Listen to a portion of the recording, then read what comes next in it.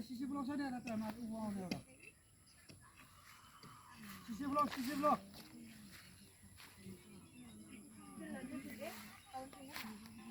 मान्छे आएर त्यो बाटै छ त त्यहाँनिर सिसी ब्लकको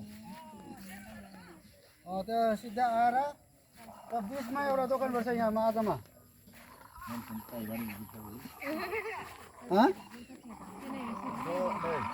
कहाँ आइपुग्यो होला कहाँ आइपुग्यो